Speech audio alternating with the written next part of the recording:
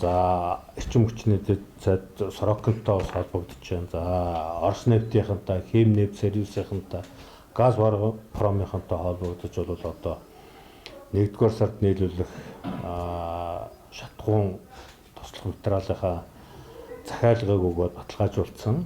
140 мянган тонн А92-95 орж ирнэ.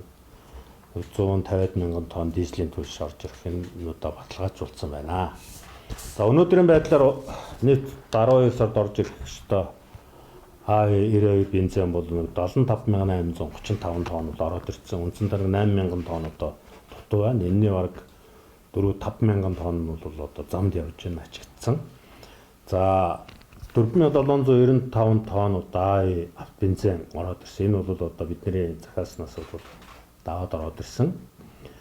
За 197767 мянган тонн дизелийн түлш ороод ирсэн. Өнөөдрийн байдлаар тэгэхээр бол энэ одоо 12 сард бидний өгсөн захиалгаас бол даруй одоо 30% илүү ороод ирсэн гэсэн үг.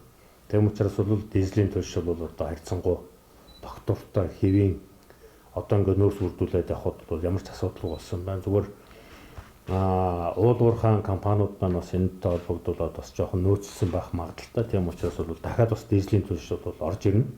Энэ нь бол одоо ингээд асуудал болно.